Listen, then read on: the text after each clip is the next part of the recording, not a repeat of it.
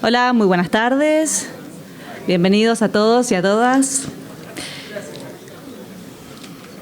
Estamos reunidos para honrar la memoria de 1.900 judíos desaparecidos durante la última dictadura cívico-militar que vivimos en nuestro país entre 1976 y 1983. Lo hacemos en representación de las 30.000 víctimas del terrorismo de Estado.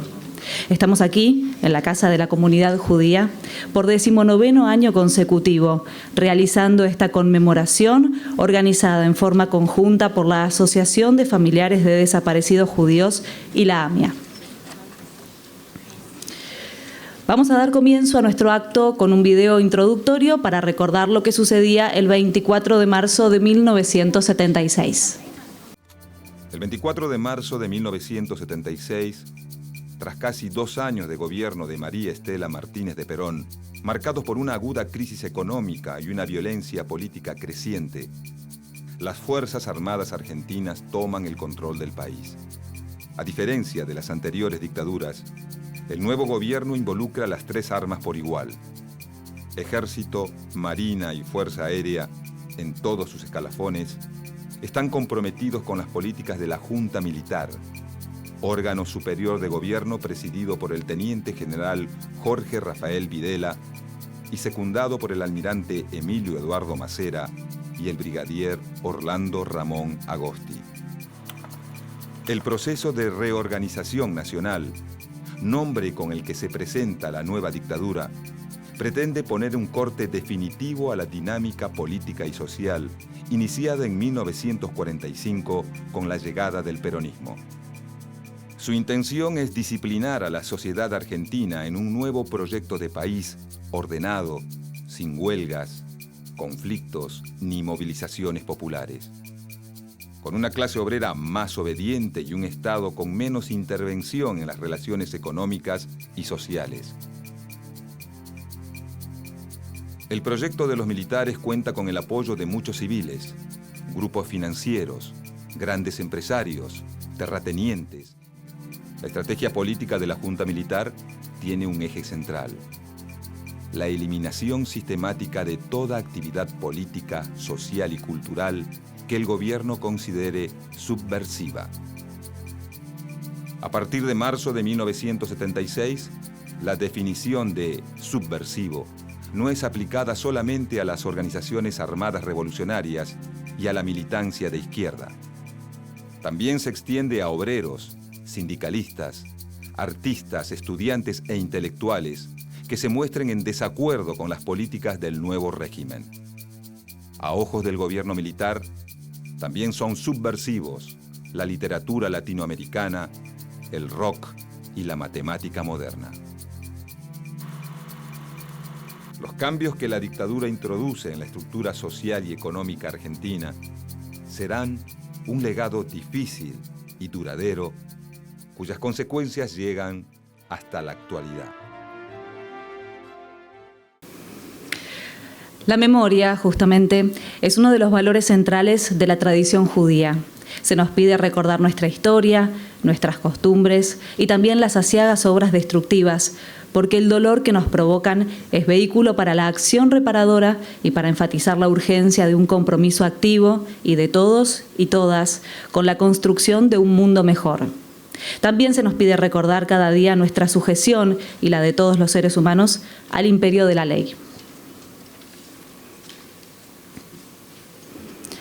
La Asociación de Familiares de Desaparecidos Judíos y la AMIA quieren dedicar este acto a la memoria de Marcos Weinstein, fallecido durante el mes pasado de septiembre, quien fuera presidente de la Asociación de Familiares de Desaparecidos Judíos y quien tuvo un rol fundamental en la creación de este acto que hoy se ha institucionalizado en nuestra agenda anual.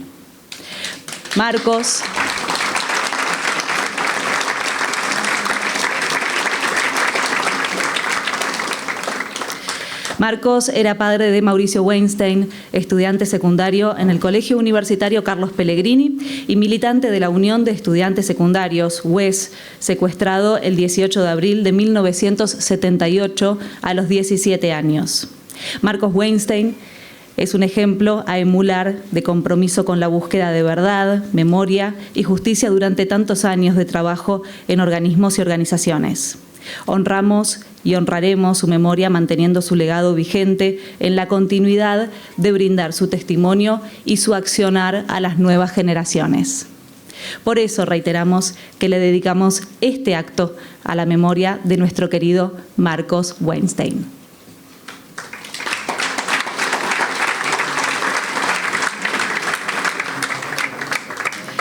En nombre de la AMIA y la Asociación de Familiares de Desaparecidos Judíos, agradecemos la presencia de las autoridades que nos acompañan hoy. El señor presidente de AMIA, doctor Amos Linetsky, miembros de su comisión directiva y su director ejecutivo, doctor Daniel Pomeranz. Miembros de la Asociación de Familiares de Desaparecidos Judíos, la licenciada Pamela Malewicz, subsecretaria de Derechos Humanos y Pluralismo Cultural del Gobierno de la Ciudad de Buenos Aires. Agradecemos la presencia de la doctora Cristina Camaño. Nos acompañan rabinos de organizaciones comunitarias, entre ellos el rabino Daniel Goldman. En representación de la DAIA, Pedro Berestoboy, prosecretario primero.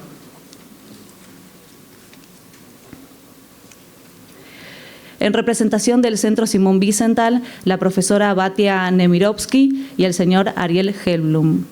El director del Museo del Holocausto, señor Jonathan Karzenbaum, el señor Javier Suez, presidente de la Fundación Tzedakah, la señora Susana Greenspan, presidenta de Generaciones de la Shoah de Argentina, el señor Claudio Pressman, presidente del Consejo Económico y Social de la Ciudad de Buenos Aires, jóvenes de CISAB, Maccabi, Hebraica y Betel, que participan en sus respectivas escuelas de Madrejim, miembros de Bada Jinuj, AMIA Joven, Espacio de Arte y otros departamentos de la AMIA. Nos acompañan además representantes de organismos de derechos humanos, representantes del Directorio de Organismos de Derechos Humanos, del ente público Espacio Memoria ex ESMA, representantes de familiares de desaparecidos y detenidos por razones políticas, representantes de organizaciones comunitarias, directores y presidentes de escuelas, asociaciones y agrupaciones comunitarias, clubes y expresidentes de nuestra institución. Agradecemos también a las autoridades que, no pudiendo hacerse presentes hoy por motivos de agenda, nos hicieron llegar sus palabras de adhesión a este homenaje, entre ellos el señor ministro de Educación de la Nación, licenciado Jaime Persic, y el secretario de Derechos Humanos del Ministerio de Justicia y Derechos Humanos de la Nación, Horacio Pietragala Corti. También queremos agradecer al canal Encuentro por brindarnos el material con el cual hicimos el video con el que abrimos este acto. Quiero contarles ahora que Pablo Volapsky es miembro de la Asociación de Familiares de Desaparecidos Judíos y también víctima sobreviviente del terrorismo de Estado. Estuvo desaparecido, secuestrado durante algunos meses y hoy vino desde Viedma, donde reside, para acompañarnos y compartir con nosotros su testimonio. Invito a Pablo a acercarse al escenario.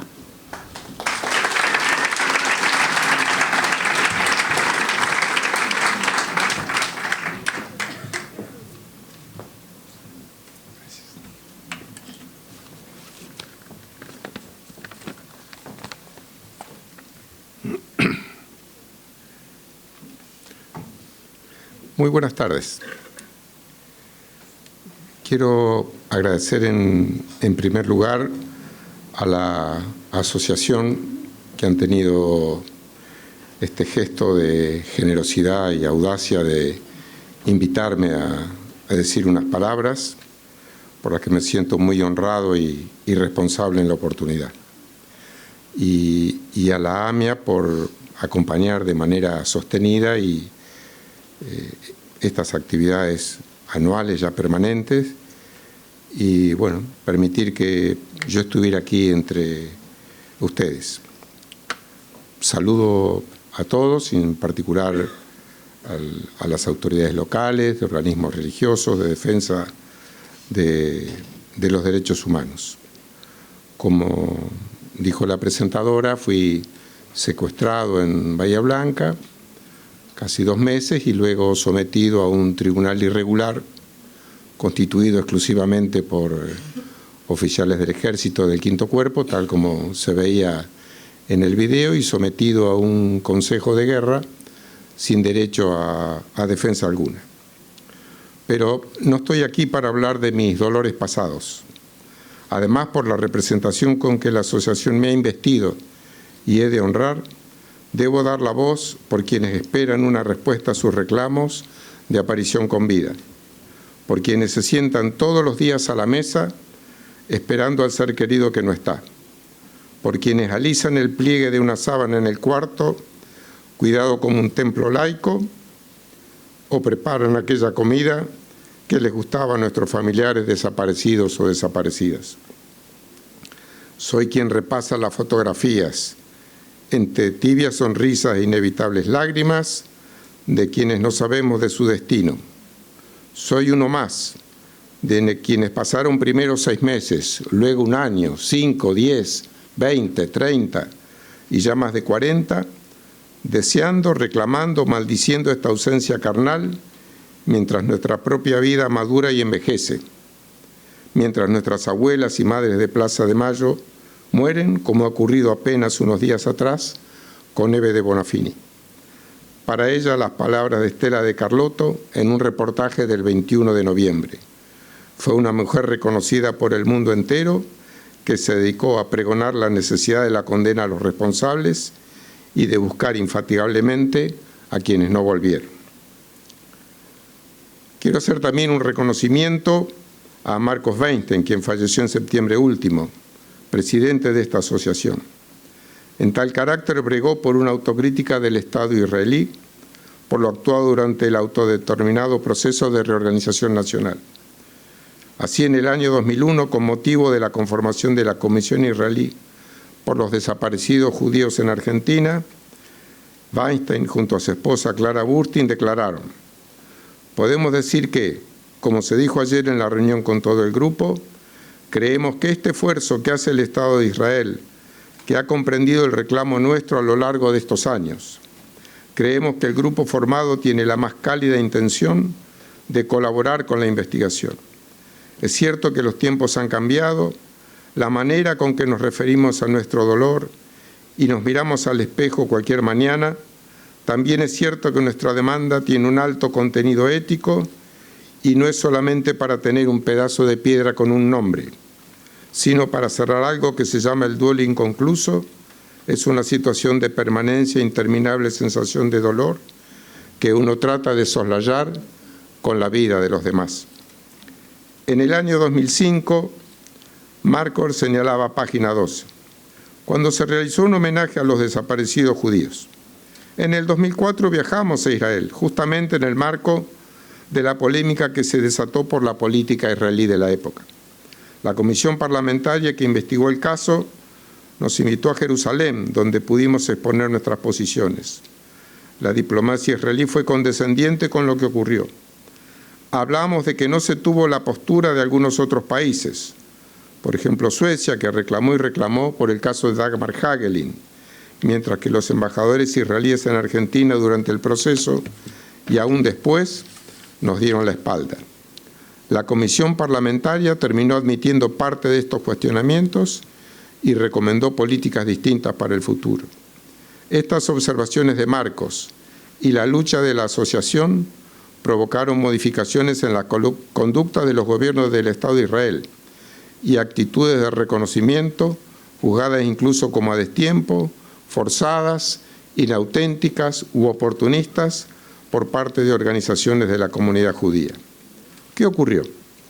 Tal vez sean aplicables las categorizaciones de Manuel Kahn, un historiador argentino de origen judío, quien en su obra Recuerdos que mienten un poco, señala, con relación a las dos categorías de conductas de la sociedad civil francesa durante la ocupación nazi y que pueden trasladarse a nuestro país en la época de la dictadura.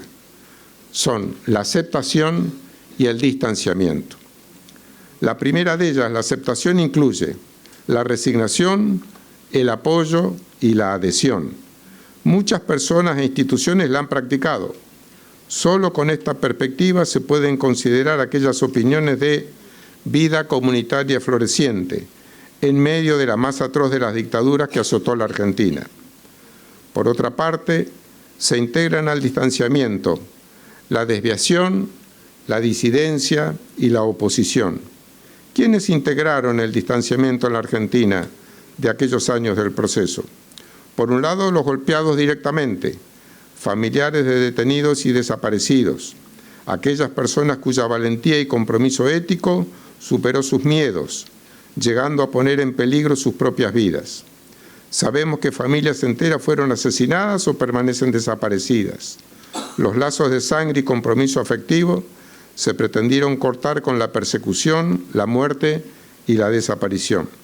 Nuestra presencia hoy es una pequeña demostración que tal empeño no fue alcanzado, aunque debemos realizar un esfuerzo cotidiano para que la memoria no flaquee y, sobre todo, no se pierda esa imprescindible conexión entre las generaciones. Por eso debe alentarse y celebrarse el esfuerzo para mostrar a la sociedad argentina y particularmente a la juventud los horrores del pasado, además de responder a las preguntas de ¿por qué?, ¿a quiénes?, ¿cuándo?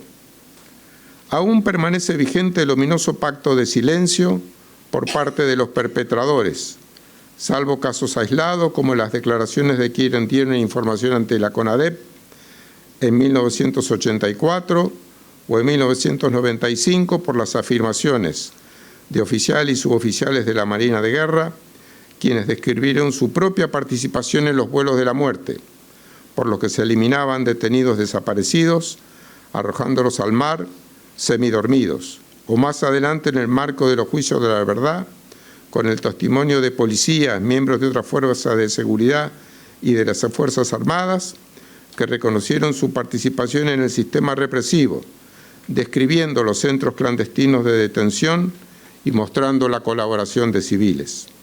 Por último, los juicios por crímenes de lesa humanidad se constituyeron como un espacio en el que muchos acusados, incluso sin pretenderlo, brindaron información valiosa sobre el terrorismo de Estado. El ejercicio de la memoria. Como señala Raúl Hilbert en su obra La destrucción de los judíos europeos, abundaban los relatos de los sobrevivientes, pero solo contenían información valiosa sobre las reacciones de las víctimas. En cambio, los perpetradores tenían una visión general.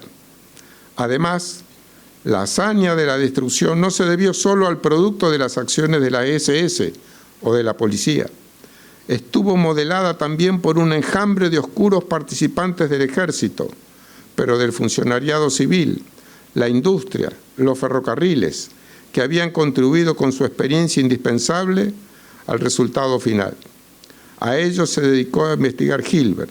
La luz se hizo desnudando a los ideólogos perpetradores, pero también a quienes se beneficiaron de esa política de exterminio masivo, desde quienes utilizaron la mano de obra esclava en las industrias y los servicios, el uso de personas como rata de ensayo en los laboratorios de investigación de las academias, como también la convivencia de buena parte de la sociedad que se hizo a precio vil o sin pagar nada de propiedades y vidas de las víctimas. Claro que viene a nuestra memoria que muchas de estas acciones se repitieron en la Argentina del proceso. Como responde Imre Kertész, Premio Nobel de Literatura 2002, en su obra Sin Destino, al volver de su adolescencia de Auschwitz, donde había permanecido hasta la liberación del campo de exterminio. Consultado por los conocidos de su familia, desmembrada primero y asesinada después. ¿Cuáles son tus planes para el futuro?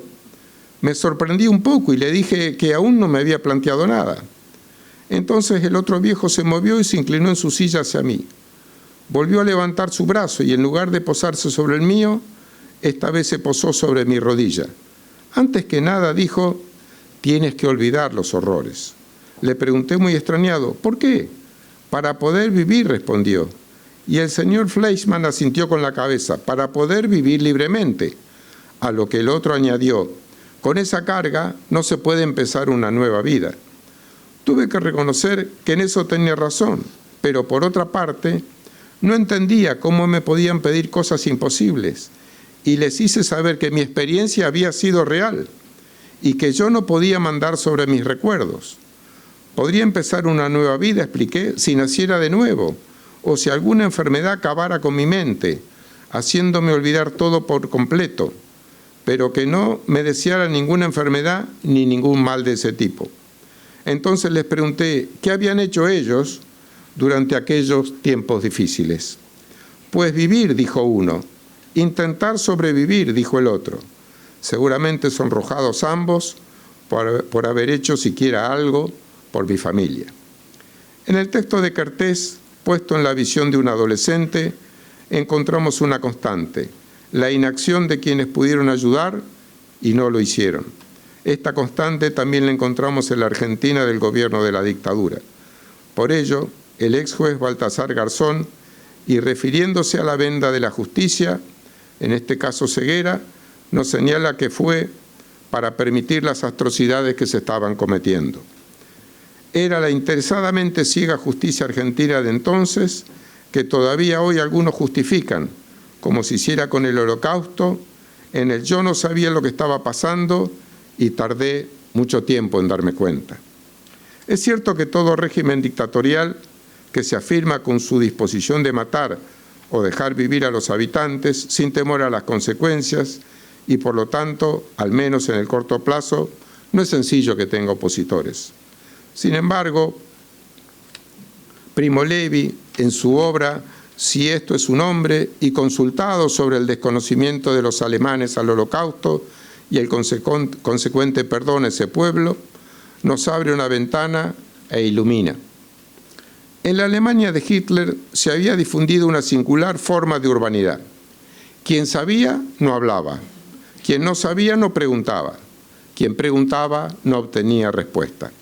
De esta manera, el ciudadano alemán típico conquistaba y defendía su ignorancia, que le parecía suficiente justificación de su adhesión al nazismo. Cerrando el pico, los ojos y las orejas, se construía la ilusión de no estar al corriente de nada y por consiguiente de no ser cómplice de todo lo que ocurría ante su puerta. Saber y hacer saber era un modo, quizá no tan peligroso, de tomar distancia con respecto al nazismo. Pienso que el pueblo alemán globalmente no ha hecho uso de ello y de esta deliberada omisión lo considero plenamente responsable.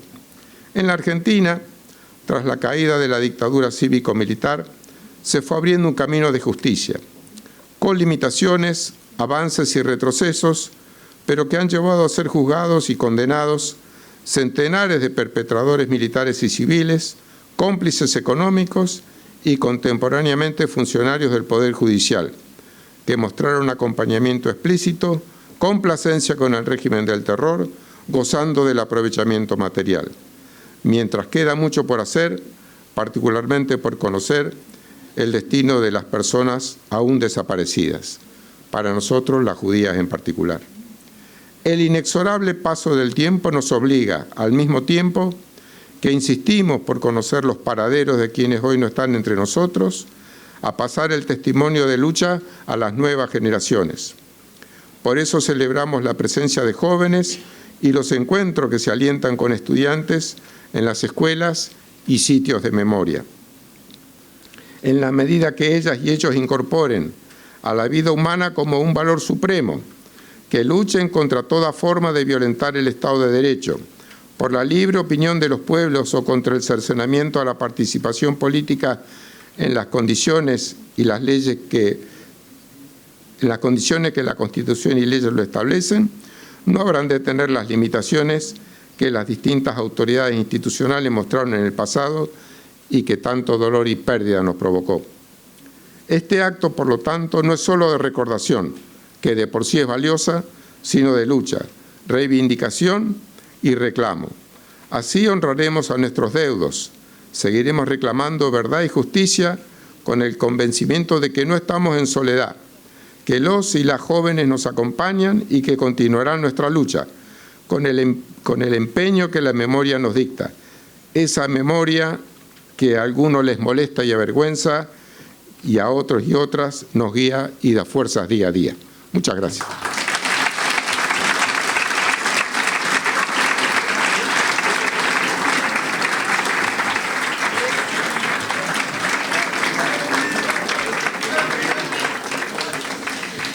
Gracias, Pablo, por la generosidad de compartir con todos nosotros tus palabras. El testimonio de Pablo, junto con decenas de testimonios de familiares de desaparecidos judíos, se encuentra en el sitio Eduyot, Testimonios, creado por el Departamento de Educación de AMIA. Y justamente este departamento lleva adelante muchas propuestas educativas vinculadas con la memoria. Invitamos a Karina Korov, coordinadora de programas y proyectos del Bada Jinuj, a que nos cuente acerca de estas actividades.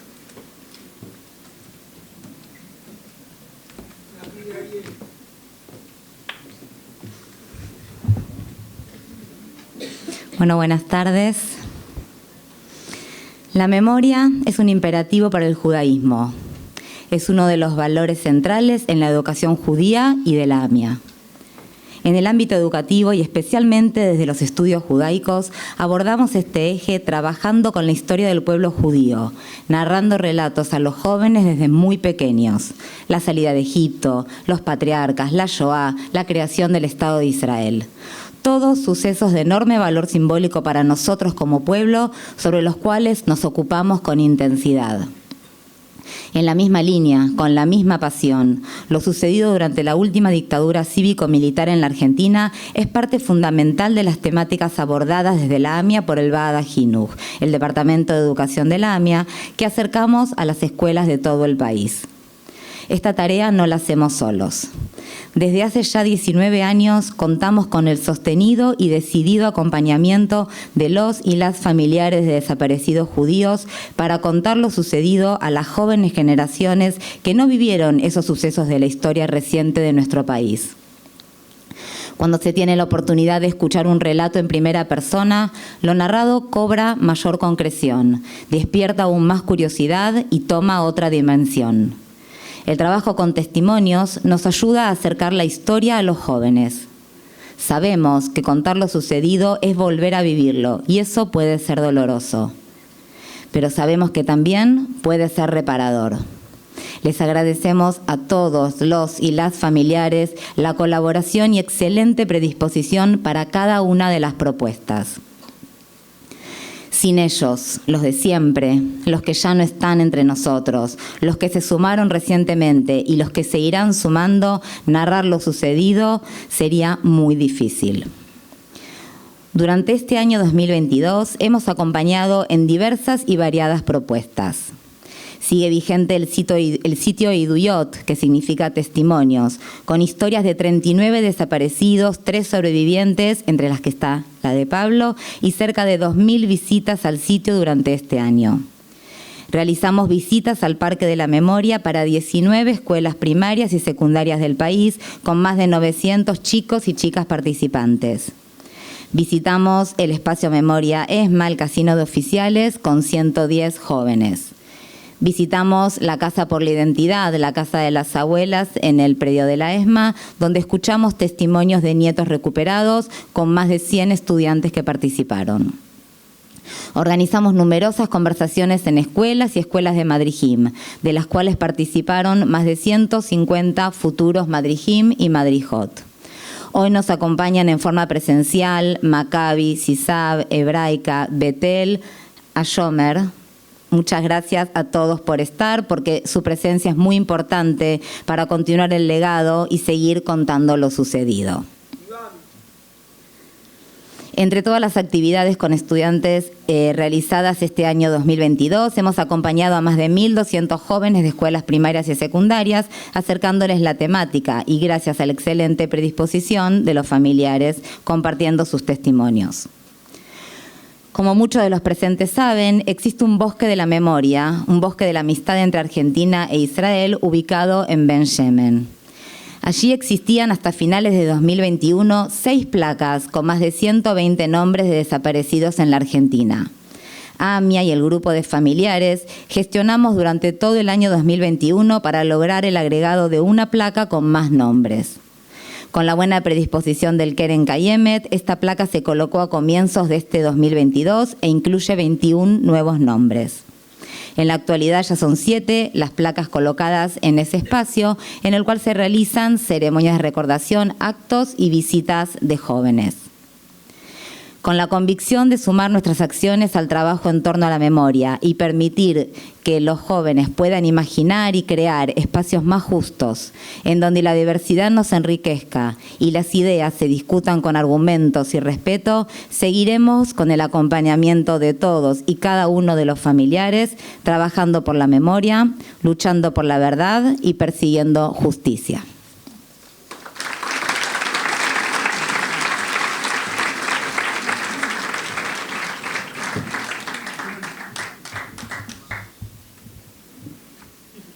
Gracias, Karina, por tus palabras.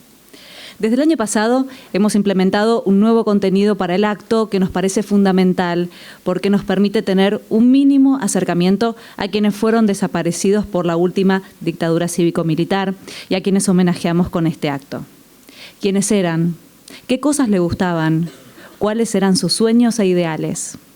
Este año comparten con nosotros su testimonio Felisa Gorfinkel, Carlos Kumek, Ronnie Goldberg y Natalia Rus. Yo soy Felisa Gorfinkel y soy hermana de Jorge Israel Gorfinkel, que desapareció en 1977, en noviembre de 1977.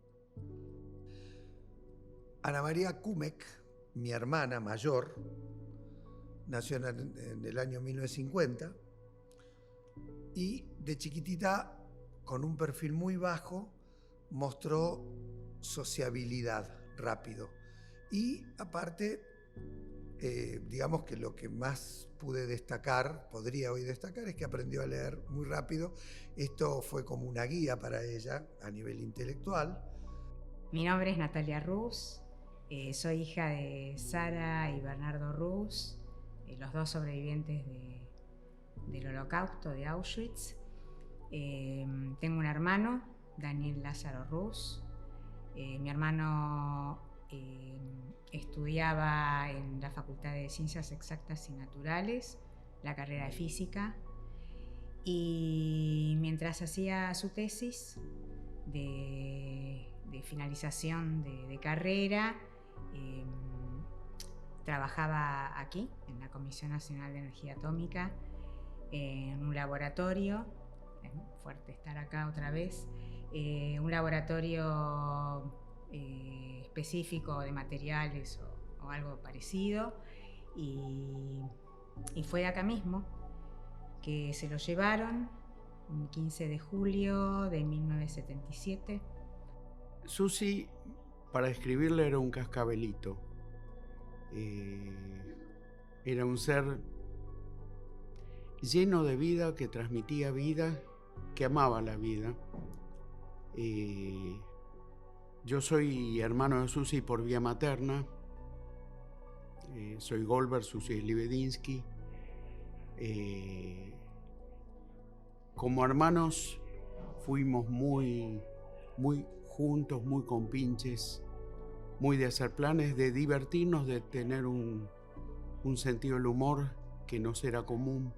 Bueno, era casado, tenía 2 hijos, uno tenía 3 años y el otro 1 año y 2 meses. Perdón, estoy emocionada por estar acá, que él trabajó acá. Bueno, mi hermano era, por ahí no soy yo muy objetiva, ¿no? Pero era una buenísima persona, eso era lo esencial. Era muy alegre, siempre estaba sonriendo, siempre. Inteligente, se había recibido de físico a los 21 años y era sobre todo muy amigo de sus amigos, tenía muchos amigos y sobre todo era muy solidario. Y por lo que nos contaron trabajadores que no desaparecieron, o gente que estuvo acá, porque pocos querían hablar, tenían miedo, la gente que estaba en la entrada de la comisión tenía miedo de hablar, pero nos contaban que se lo llevaron como en un camión de una lavandería. Ahí hubo como distintas versiones, un camión de lavandería, otro que era un camión del ejército, Pero lo que sí nos contaron es que Castro Madero, que era en aquel momento el director de este centro atómico, militar, obviamente, él los entregó. Susi era un ser especialmente sensible a la necesidad, al dolor humano.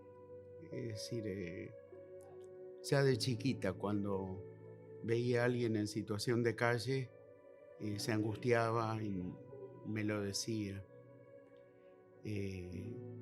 Por lo demás, era muy feliz ella, muy feliz.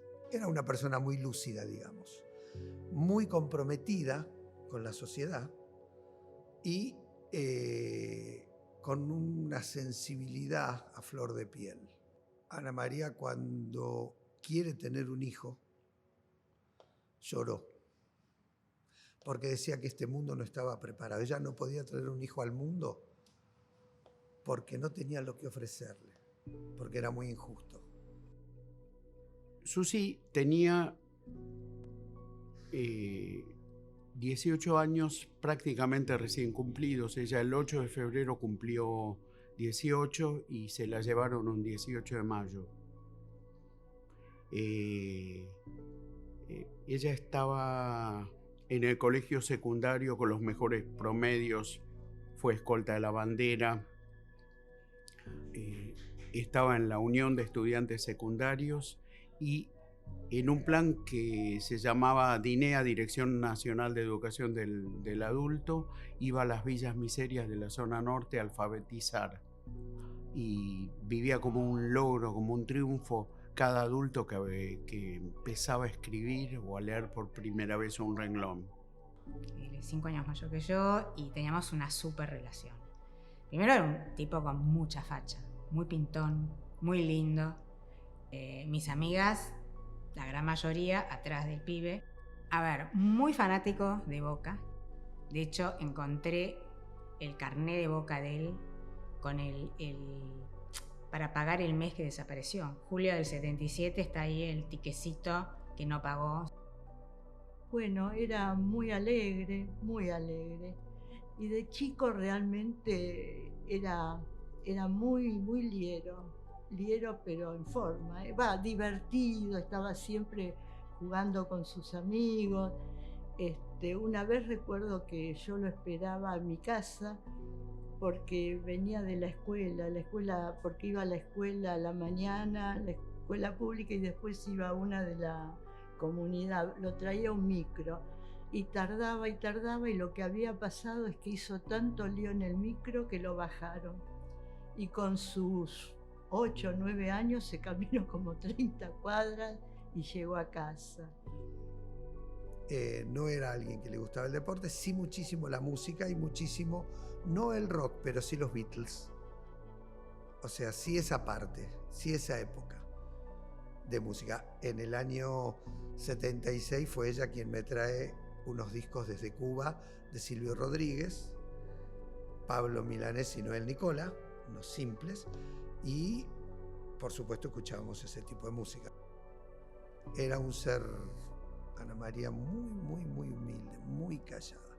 De golpe cuando hablaba era con humor, ¿sí? O sea, había una sonrisa. Le gustaba mucho la música, le gustaba mucho la fotografía. Su gran hobby fue la fotografía. De hecho, tengo las últimas fotos que él me sacó, las tengo y las guardo así, los originales. Le gustaba sacar fotos, le gustaba revelar las fotos. Le gustaba mucho los Beatles. En esa época estaba como muy peleada la cosa que Beatles o Rollings. Él era muy de Beatles. Le gustaba mucho la música clásica. Y nada, un tipo con mucha vida social, era un tipo muy querido. Fue mi hermana la que me puso en autos de todo. O sea, mi relación con ella fue de formación. Él militaba en la facultad con la Juventud Peronista y yo lo admiraba porque era mi hermano mayor, 5 años mayor. Yo estudié exactas porque él me recomendó que estudie exactas, entonces a mí me gustaban las matemáticas y yo seguí en exactas igual, estudié computación científica, pero para mí era admiración pura. Y Ana María y Mario habían decidido irse en un momento dado del país. Habían hecho los pasaportes, se iban a ir y en un momento dado decidieron, y no, yo lo supe, me lo cuentan, que no se van, porque hay muchos compañeros que dependen de ellos y no los pueden abandonar. Con lo cual es como tratar de contar un poquito la sensibilidad a donde ellos apuntaban. Y estamos en el Departamento de Reactores de la Comisión Nacional de Energía Atómica. Él trabajaba acá. Es más, creo que tengo 2 fotos, una que está él solo, esa no sé si es de acá o de ahí de la central, pero otra que creo que estaba sentado en este mueble, frente a este mueble, con una compañera, no sé si era compañera, era la jefa del... Ahora estamos en el Instituto del Profesorado Sarah Eccleston, donde Susi estudiaba para ser maestra jardinera. Fue muy corto su paso por esta institución, por este lugar, porque la desaparecieron. Incluso entre los documentos que rescatamos está una hoja escrita el mismo día, digamos, durante el día estuvo acá estudiando y a la noche se la llevaron de casa. Hoy nos encontramos en el Lenguas Vivas, ese colegio que la acogió a Ana María y a mi hermana Viviana, a las 2, desde sus principios, y digamos que fue un pilar, fue un pilar en toda su formación de base. O sea, sus amigas siempre salieron del Lenguas Vivas, no hubo amigas de otro lugar, no hubo un club social, no, todo venía del Lenguas Vivas. Y el Lenguas Vivas estaba muy presente, muy fuerte. Y bueno, es difícil porque la desaparición no es lo mismo que una muerte natural o por enfermedad, digamos. Y yo, la verdad que lo recuerdo por cualquier cosa prácticamente todos los días. Recuerdo cosas lindas, de haber vivido cosas lindas, pero después es muy triste. Se recuerda con tristeza, con dolor. Duele saber lo que sufrió, que no pudo ver crecer a sus hijos, conocer a sus nietos. Y bueno, o sea que es difícil. Es no vida, no muerte. Es la no elaboración del duelo. Es un agujero terrible, es un dolor imposible de describir, porque cuando en la circunstancia más trágica uno tiene la posibilidad de velar y de enterrar a un ser querido, de algún modo hay circunstancias que pueden ser superadoras de eso y se aferra a la vida. Acá nos aferrábamos a una esperanza inexistente. Y después la pesadilla de imaginar cómo fueron esos momentos, cómo fue el último momento, y de modo recurrente volver y volver. Este es mi hermano, Jorge Israel Gorfinkiel, que desapareció el 25 de noviembre de 1977 y bueno, nunca más lo vi. El 18 de mayo de 1976, Susi desapareció y nunca más la vi. El 15 de julio de 1977, Daniel desapareció de la Comisión de Energía Atómica y nunca más lo volvimos a ver. El 26 de julio de 1977, Ana María Kumek fue secuestrada y ya nunca más volvió. Nunca más la volví a ver.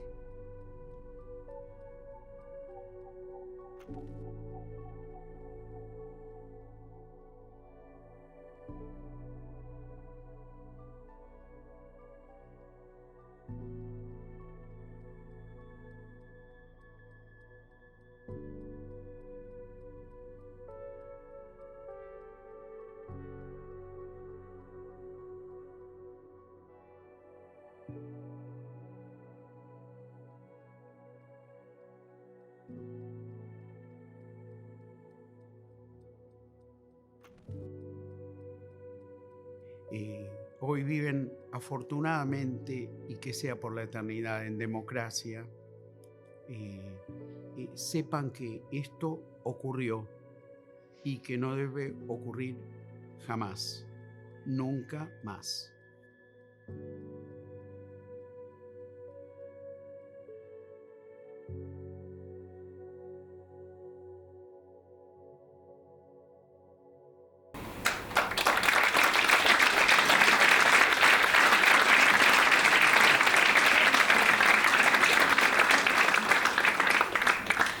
Gracias a todos los que compartieron sus historias, por permitirnos conocer un poco más acerca de sus hermanos y hermanas, y a través de ellos a todos los que recordamos hoy. Queremos agradecer también a la comunidad del profesorado Sara Eccleston, a la Comisión por la Memoria y los Derechos Humanos del IES en Lenguas Vivas, Juan Ramón Fernández, y a la Comisión de Derechos Humanos del personal de la Comisión Nacional de Energía Atómica por habernos permitido grabar las entrevistas allí. Tenemos el honor de que nos acompañe hoy el rabino Daniel Goldman, rabino de la comunidad Betel, con una amplia trayectoria en la defensa de los derechos humanos a través de distintas instituciones y organismos, y muy cercano a referentes de la Asociación de Familiares de Desaparecidos Judíos. Te invitamos, Daniel, a compartir con nosotros tu mensaje.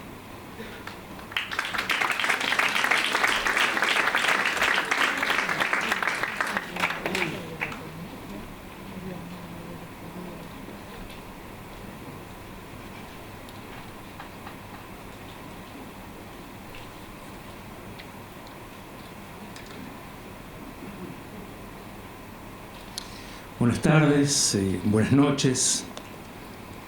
En primer lugar, adhiero a la memoria de los recuerdos que mencionó Pablo y mi solidaridad con los familiares de las víctimas de los atentados perpetrados hace algunas horas en Jerusalén. Recuerdo cuando, junto a mis venerados Vera Harach, Ale Naftal, Dani Tarnopolsky, Marcos y Clara Weinstein, Sara Rus, Pocho y Sara Brodsky y Rosita Roisenblit, que después de arduas discusiones fueron acompañados por la recta decisión de Abraham Kaul, cuando en diciembre de 2004 la AMI organizó el primer homenaje a los desaparecidos judíos como una fuerte tentativa ética que interpelaba a la comunidad.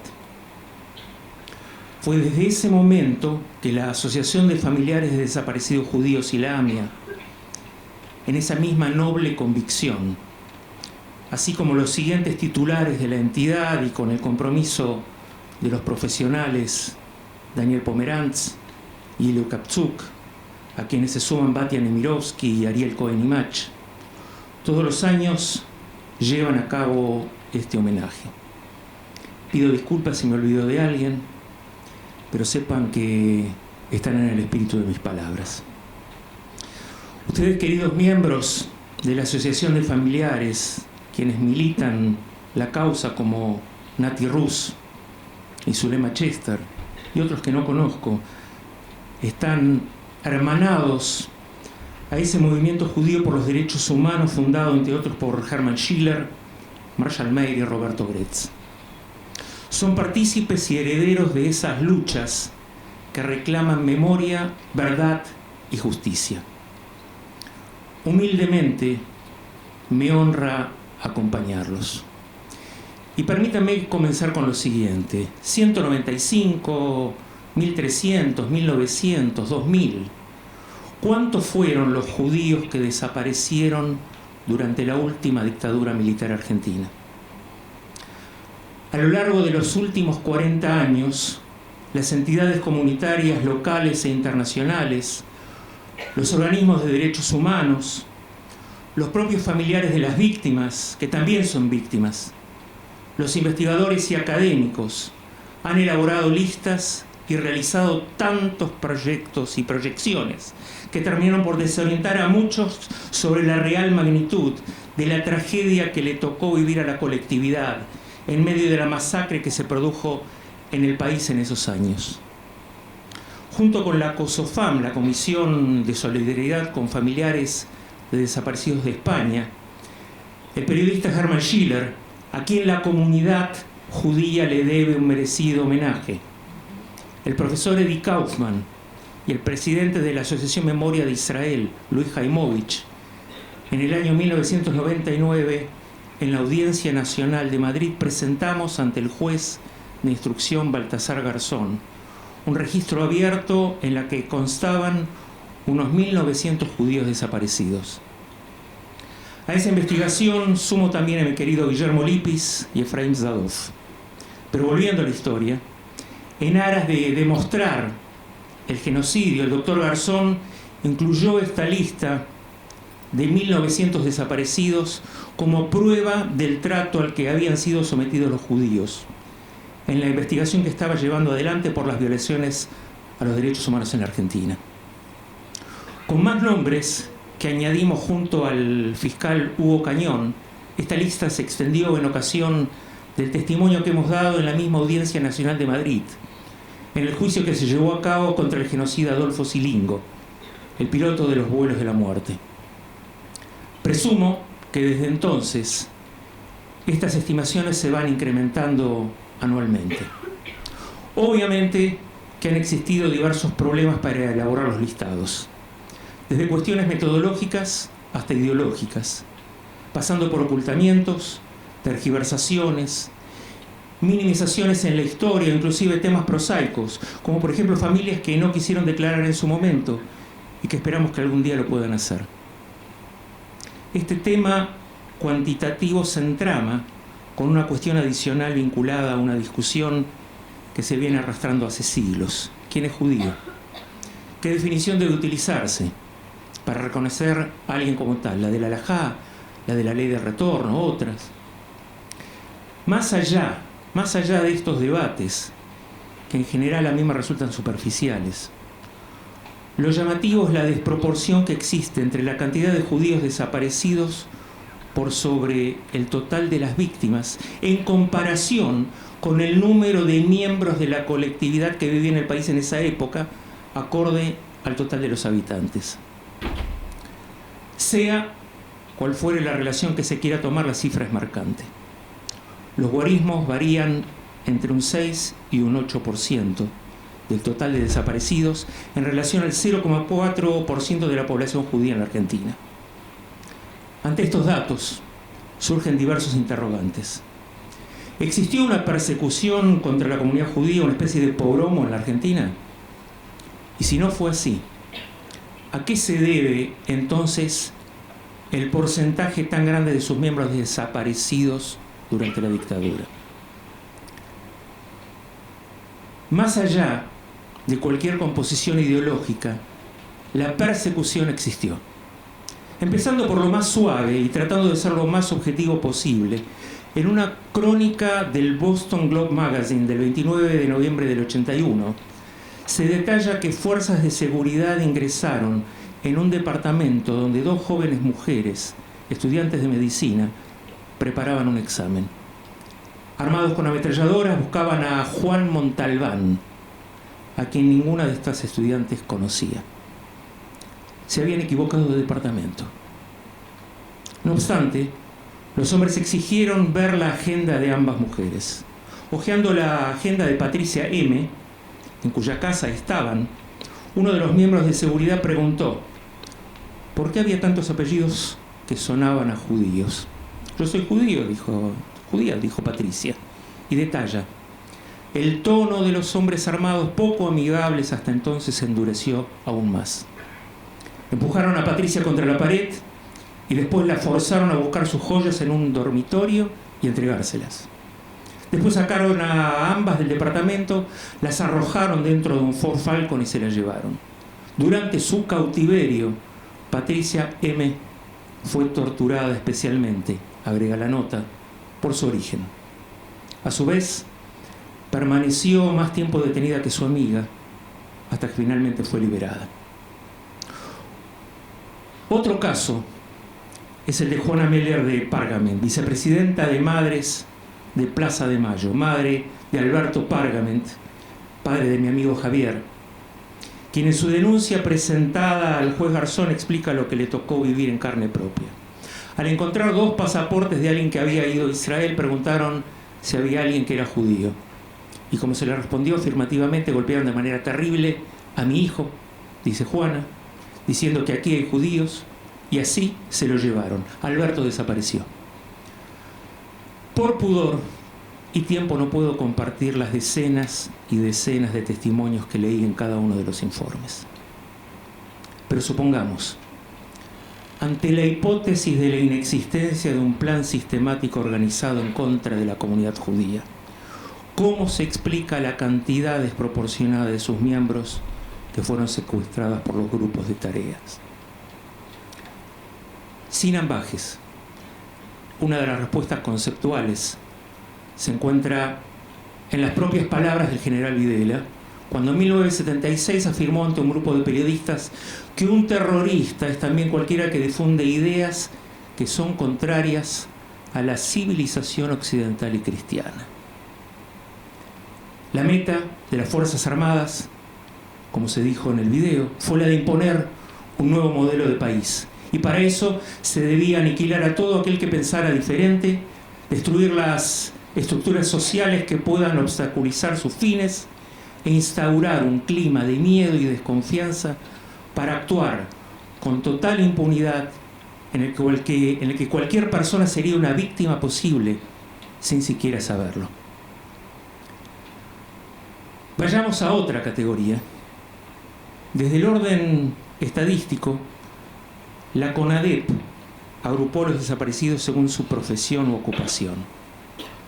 Y muestran que los sectores que más sufrieron la represión fueron los obreros, 30%, los estudiantes, 21%, los empleados, los profesionales, los docentes, las amas de casa, 3,8%, etcétera, etcétera. Si se comparan estos datos con los de las víctimas judías, se ven similitudes. El 35,6% corresponde a estudiantes, un 21% a profesionales, 13,4% empleados, el 9,8% autónomos y amas de casa. Así como la dictadura se ensañó en forma selectiva con ciertas ocupaciones, también lo hizo con los diversos grupos etarios, especialmente con los jóvenes, y singularmente con los jóvenes estudiantes judíos. Sepamos que tanto en las Fuerzas Armadas y los otros grupos represivos, el prejuicio antisemita se manifestaba en el trato ya en la primera irrupción y después desde el primer contacto que tenían con las víctimas. Algo que se hacía mucho más evidente y ostensivo en los centros clandestinos de detención y en las cárceles. Robert Cox, director del Buenos Aires Herald en esos años, solía contar que había visto con sus propios ojos cruces esvásticas de gran tamaño dibujadas en las paredes del Departamento Central de Policía. Algo que también me manifestó Adolfo Pérez Esquivel de su época cuando estuvo detenido. Pero añadamos mayor vigor. En el testimonio tomado por Gabriela Lotterstein, Zichroná Libraja, cuenta Nora Strejilevich: me estaba preparando para el viaje a Israel, tenía la valija en la mesa cuando me vinieron a buscar. Cuando me sacaron, me daba por muerta, porque ya había escuchado que a otra gente la desaparecían y no volvía. Grité mi apellido reiteradamente en la calle, en Corrientes y Paso, a 5 cuadras de aquí. De mi desaparición se enteraron todos los vecinos. Me metieron en el auto y empezaron a golpearme y lo primero que me dijeron fue: estás gritando palabras en judío. Judía de mierda, vamos a hacer jabón con vos. Y aunque no hayas hecho nada, la vas a pagar por judía.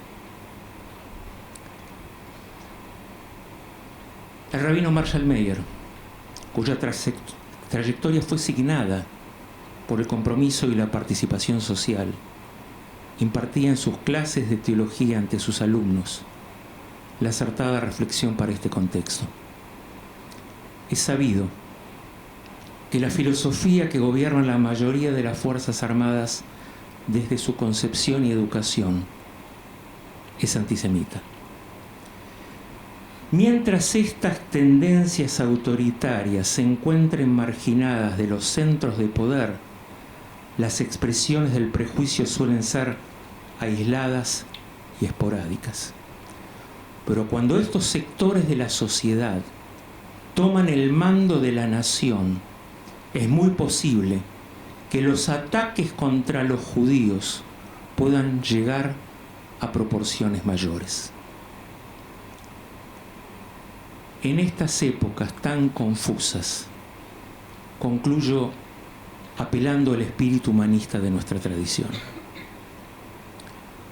Por más observaciones críticas que tengamos con respecto al sistema democrático, nunca olvidemos la estrecha relación que existe entre dictadura y discriminación en general, y dictadura y antisemitismo en particular. En ese espíritu humanista, los convoco a ser conscientes que la cimentación de un entorno pluralista realza la memoria y garantiza la vida. Gracias.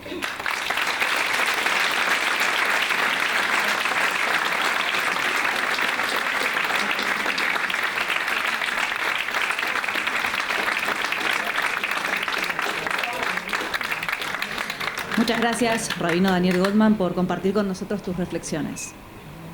Como decíamos al principio de este acto, la memoria es un aspecto inseparable de nuestra identidad.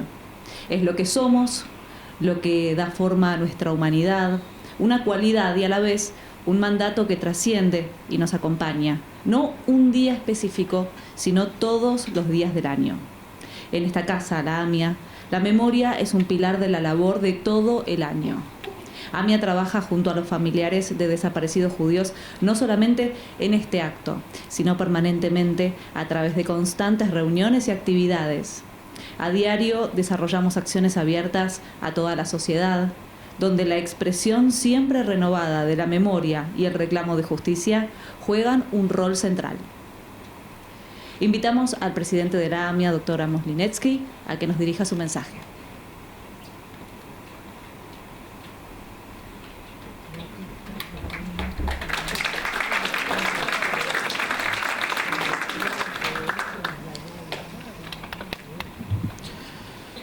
Buenas tardes, buenas noches.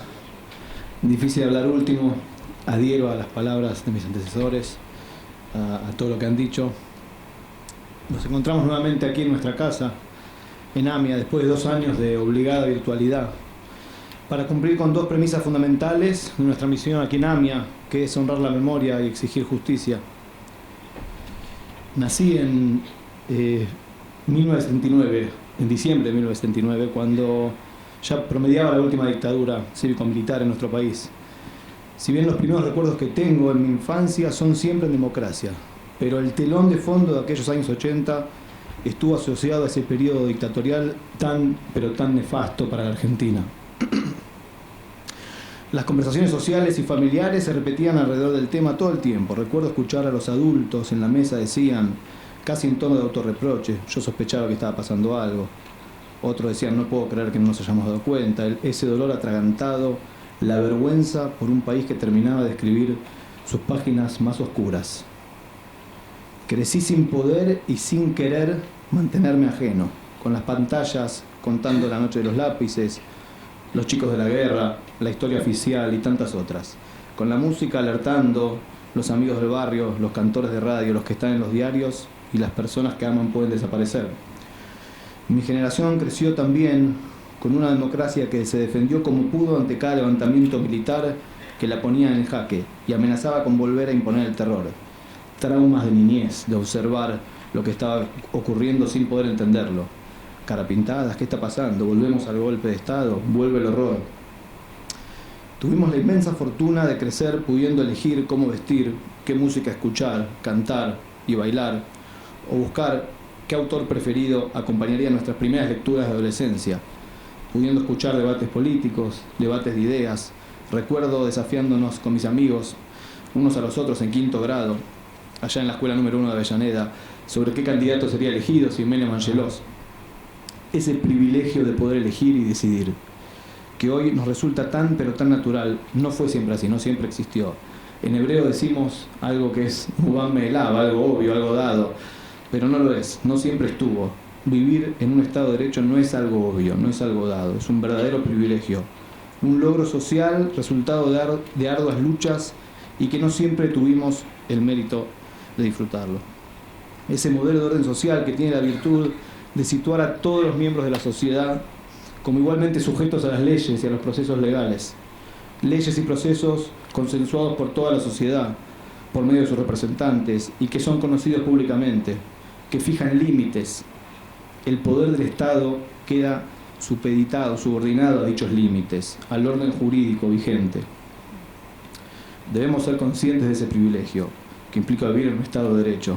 La Junta Militar lo eliminó y los argentinos quedamos sometidos a la voluntad dictatorial de turno, eliminando derechos esenciales básicos como la libertad de expresión, de circulación, de diálogo, del debido proceso legal, en el cual un juez escucha a las partes y considera distintas opiniones antes de sentenciar.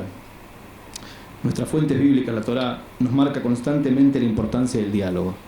Tanto se valora el diálogo y la disidencia en la Torá que vemos cómo se da una situación muy particular con el Sanedrín, el máximo tribunal en la época del Templo.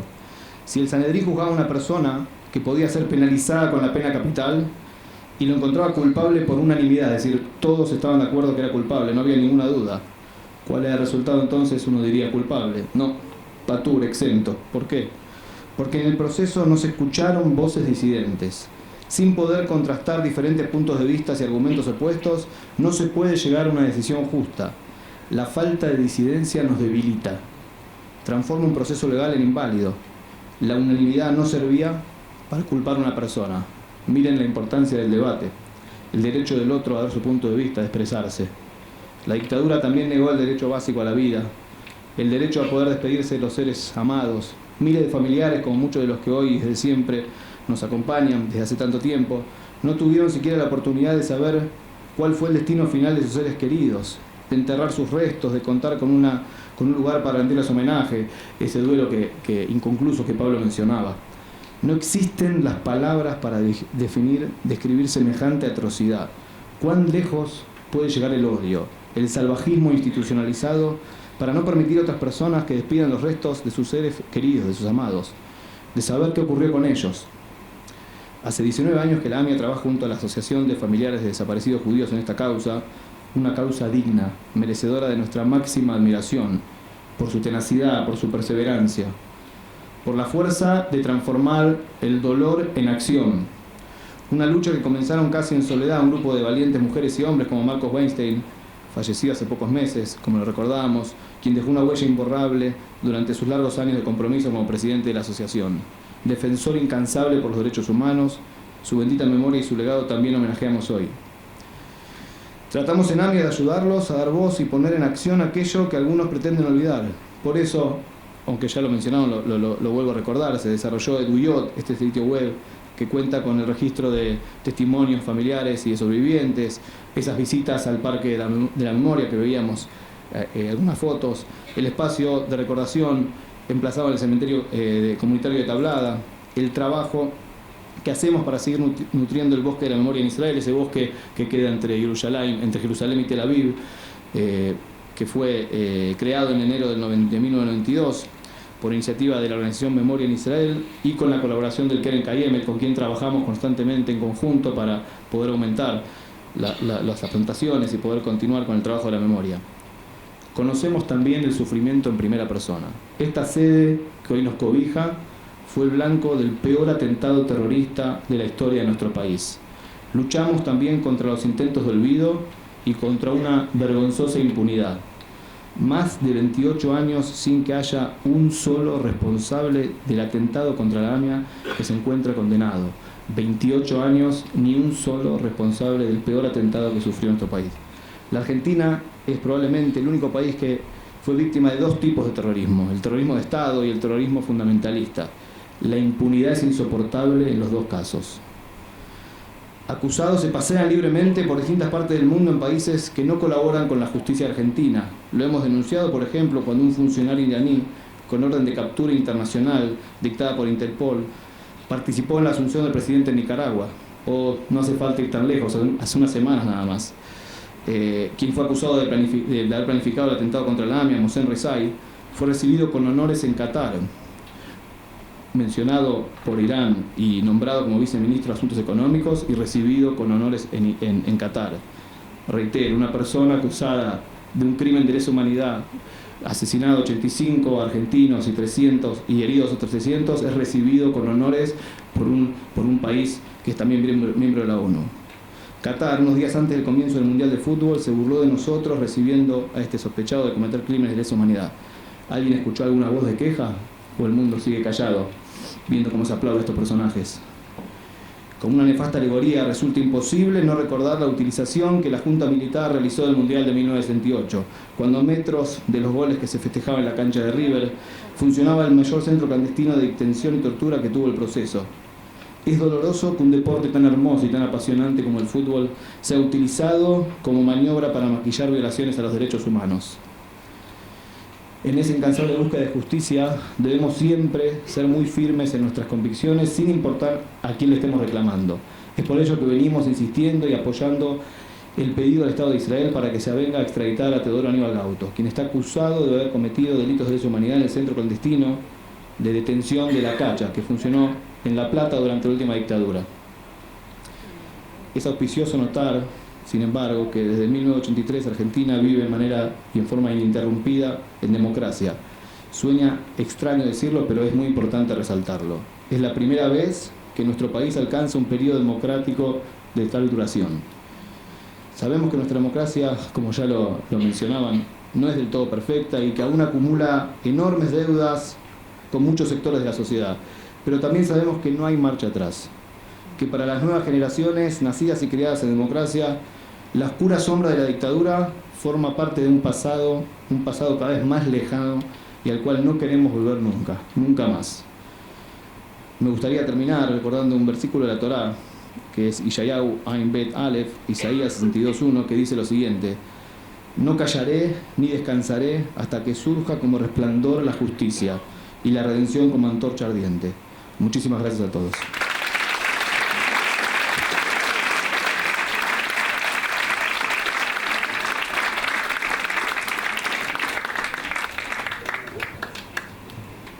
Muchas gracias, Amos, por tus palabras. El arte no podía faltar en esta tarde tan especial. Y cuando hablamos de poesía, cuando hablamos de compromiso, de militancia, de coherencia, cuando hablamos de la posibilidad de entrecruzar arte y memoria, el nombre de Víctor Heredia se hace fundamental. Su hermana, María Cristina Cornú Heredia Grandi, fue secuestrada junto a su pareja, Claudio Nicolás Grandi, el 17 de julio de 1977 en la casa familiar. En homenaje a todos los desaparecidos, invitamos a Víctor Heredia a que nos deje su testimonio canción. Y todos los que quieran pueden sumar también su voz a través de los cancioneros que encontraron al llegar en cada uno de sus asientos.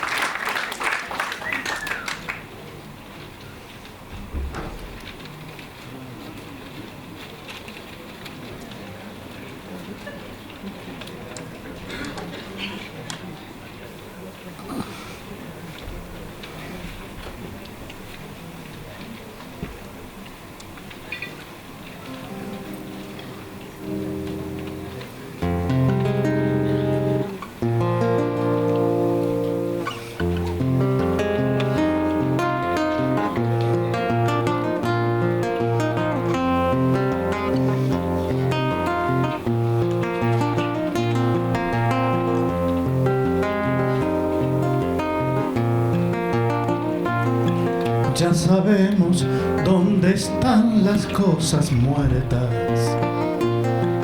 esos rostros de asesinos que regresan a explicarnos que jamás hicieron nada. No sé bien dónde poner tanta tristeza. Hoy tratemos de olvidar tanta mentira. No quisiera darte un beso con tal pena que presientas otra vez esas heridas, destilando su dolor de cosas viejas. Mara, Mara, Mara, Mara, Mara, Mara, déjame sentarme aquí a pensar tan solo en vos, a mirar en tus ojos estrellas más grandes que el sol.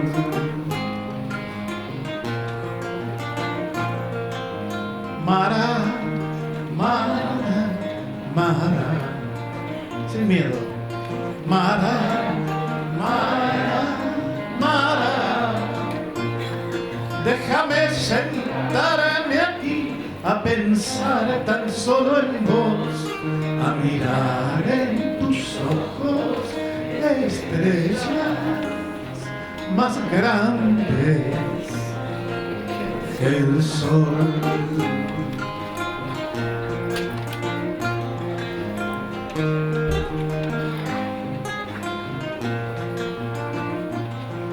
Al final la vida tiene esa costumbre de mezclar su cubilete de tal forma que no hay quien pueda llegar hasta la cumbre sin sufrir estrictamente algunas normas.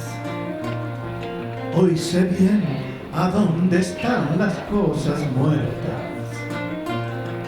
No me vengan con oscuras bendiciones. Solo quiero un beso tibio de la vida, sin recuerdos de tortura y dictadores. Mara, Mara, Mara, Mara, Mara, Mara, déjame sentarme aquí a pensar tan solo en vos, a mirar en tus ojos estrellas más grandes que el sol.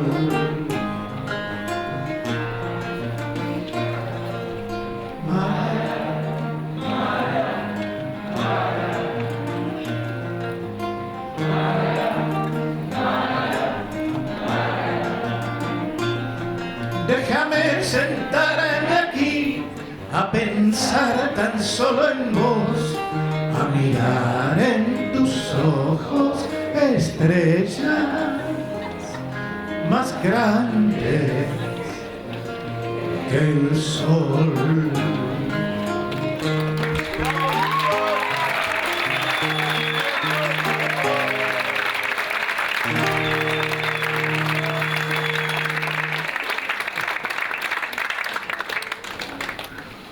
Muchísimas gracias. Bueno, ya calentaron la garganta, ¿no? Bueno, solo voy a decir que me siento muy halagado, orgulloso de compartir con ustedes esta memoria, porque no se trata más que de eso, de preservar, de sostener y de repartir entre los que no lo saben esta memoria que los que sufrimos aquel oprobio que fue la dictadura militar en la Argentina llevamos adentro. Gracias por convocarme, gracias por considerar.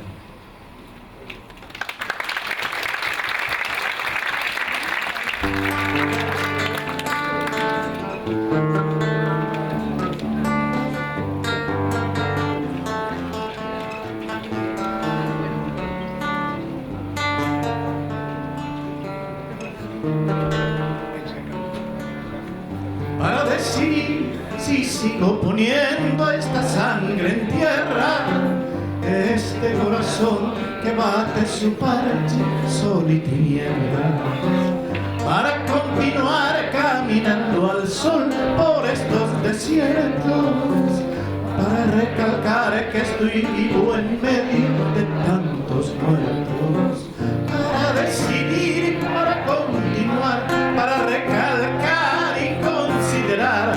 Solo me hace falta que estés aquí con tus ojos claros. Ay, fogata de amor y guía, razón de vivir mi vida.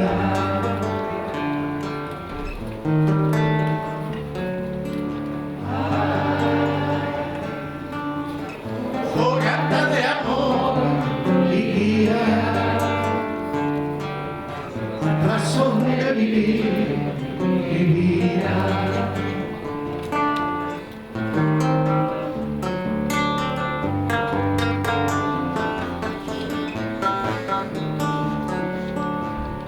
Para aligerar ese duro peso de nuestros días, esta soledad que llevamos todos, islas perdidas, para descartar esta sensación de perderlo todo, para analizar por dónde seguir y elegir el modo, para aligerar, para descartar, para analizar y considerar.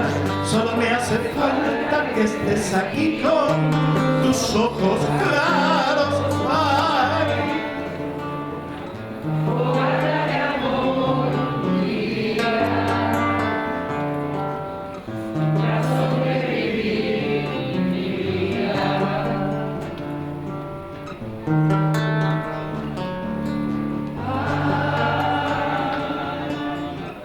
Fogata de amor y guía, razón de vivir mi vida.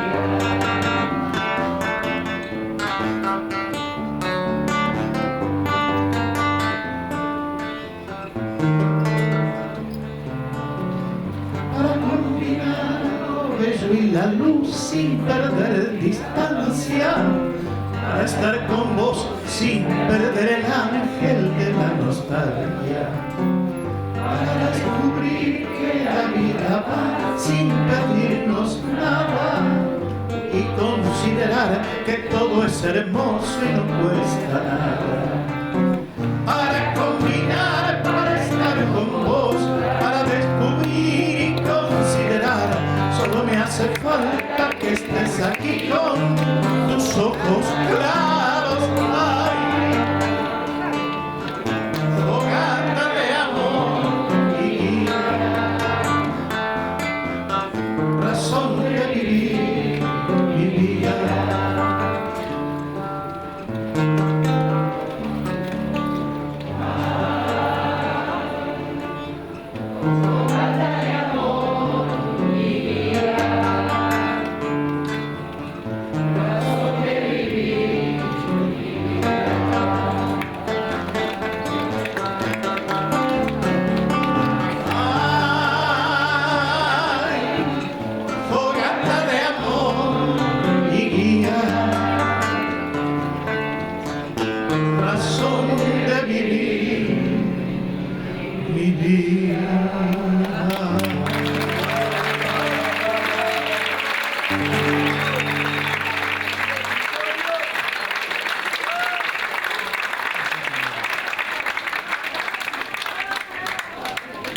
Queremos agradecerle muy especialmente a Víctor Heredia por su permanente compromiso con este acto, del cual ha participado ya muchas veces.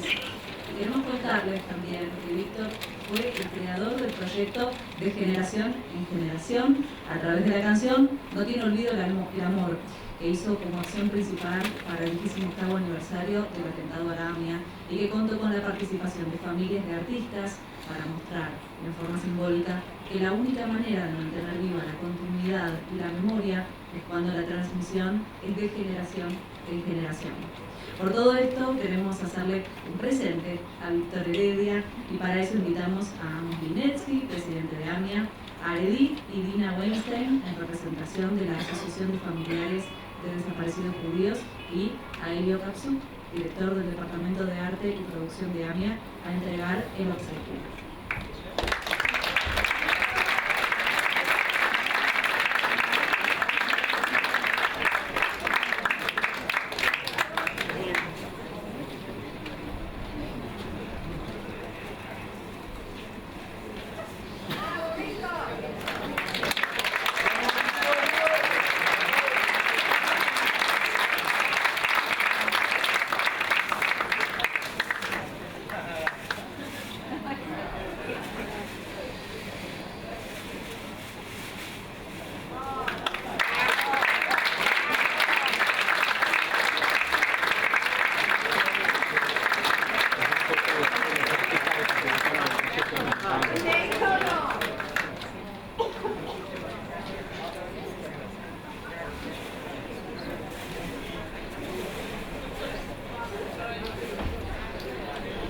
Estamos llegando al final del acto. Por mi parte quiero despedirme y agradecerles por haberme convocado para este momento tan especial.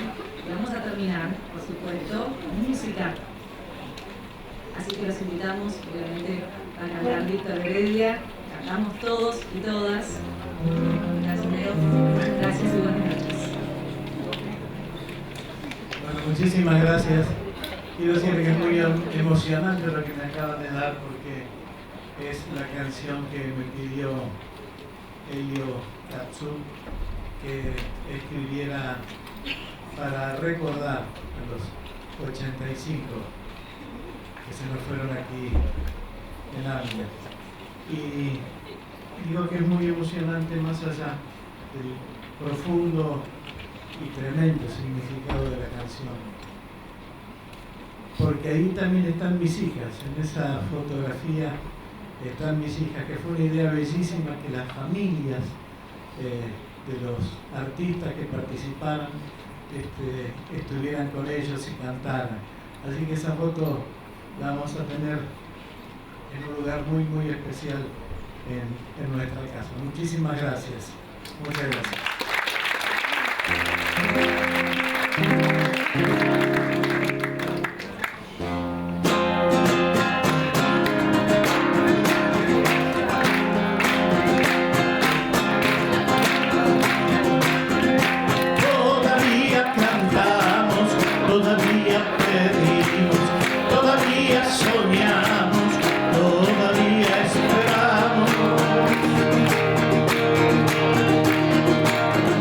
A pesar de